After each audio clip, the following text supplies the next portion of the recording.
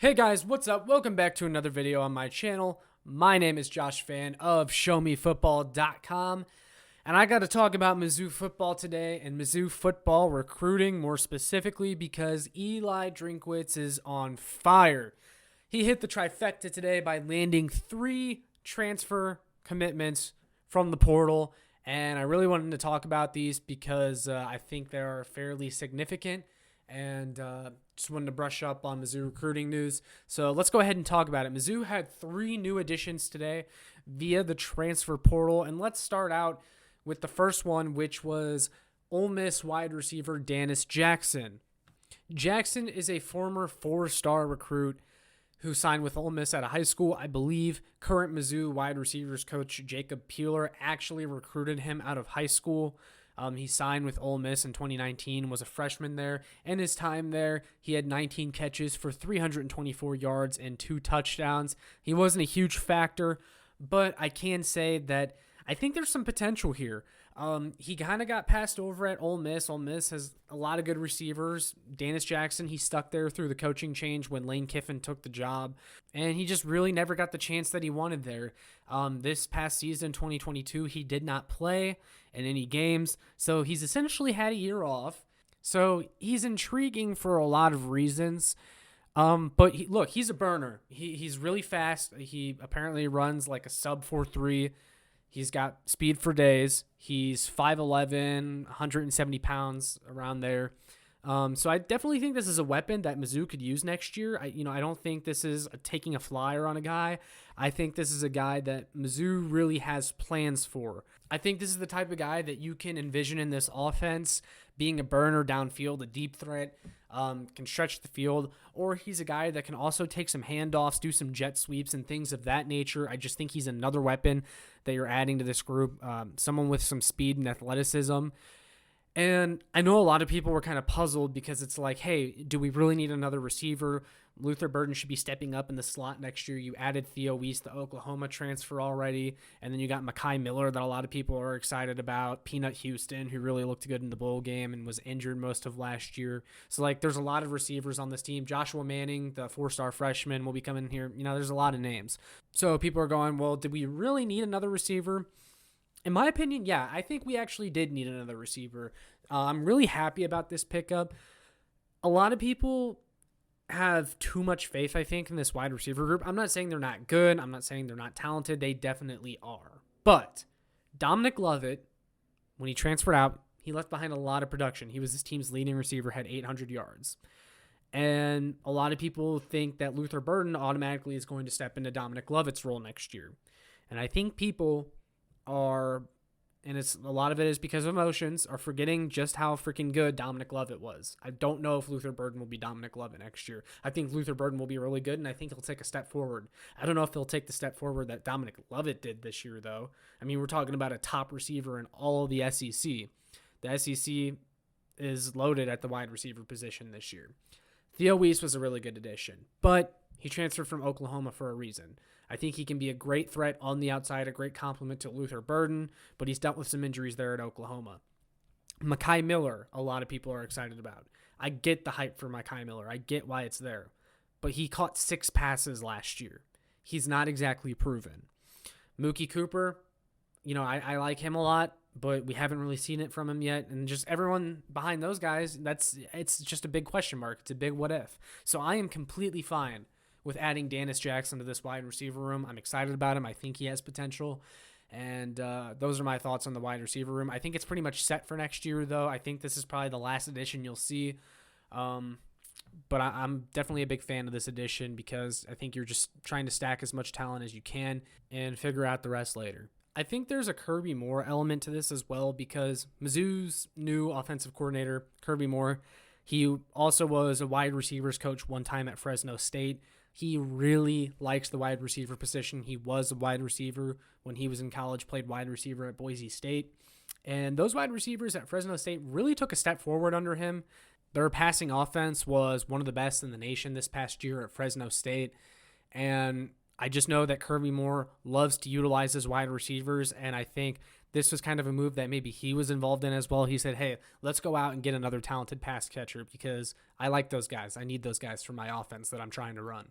So kudos to Eli Drinkwitz, Kirby Moore, and Jacob Peeler for bringing this guy in. And then the second addition today was defensive end Joe Moore. So Joe Moore's recruitment was very interesting. So if the name sounds familiar, that's because this is the son of Joe Moore that played at Mizzou and was a first-round pick for the Chicago Bears back in the day. So this is Joe Moore II. Now, out of high school, Mizzou heavily recruited him.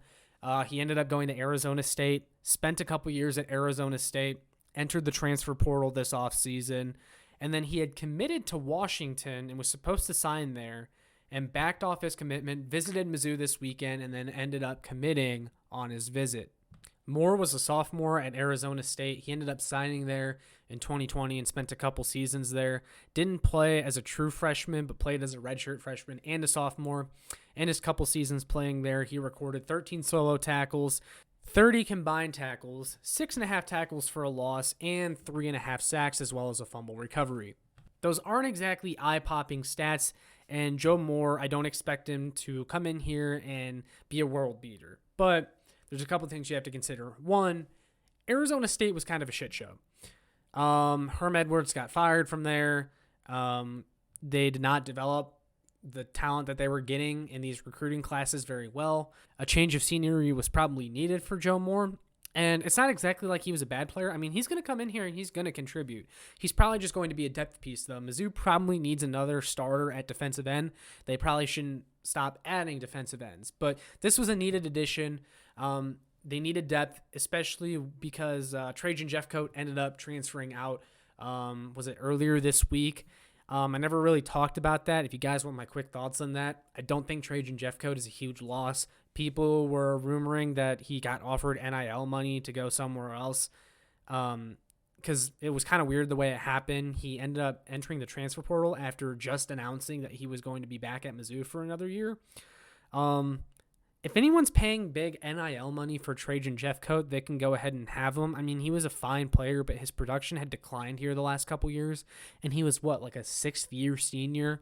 I think he had kind of been here for too long. I think he kind of needed to move on so the younger players on Mizzou's roster could finally get their chance. I think there's guys with more upside in this program already, and Joe Moore is another guy with upside. I like this addition. He's going to come in here. He's going to be a depth piece for this pass rush that really needs some reloading after they saw a lot of guys leave. Isaiah McGuire's going to the NFL. DJ Coleman's going into the NFL.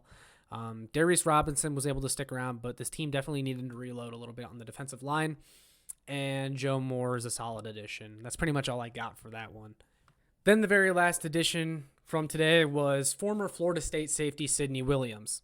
Williams is actually the cousin of current Mizzou cornerback Chris Abrams-Drain. Have to imagine he was involved a little bit in the recruiting process after he entered the portal. Williams was actually a pretty big contributor for Florida State. He spent 3 seasons there. In those 3 seasons, he had 66 tackles, 4 pass breakups, and an interception and fumble recovery. This is actually the second defensive back addition and has many weeks from Mizzou. They added Trey Johnson, the Florida transfer, last week. These guys are both very versatile. You're adding more depth to the secondary.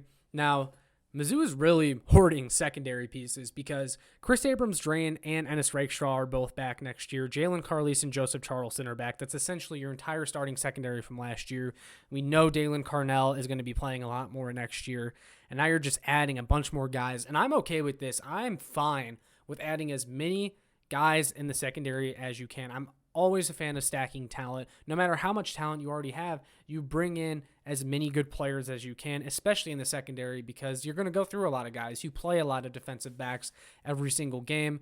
Both Johnson and Williams are very athletic and can help out in the secondary. They also both started a lot at their respective schools, so they have experience playing in the ACC and SEC respectively.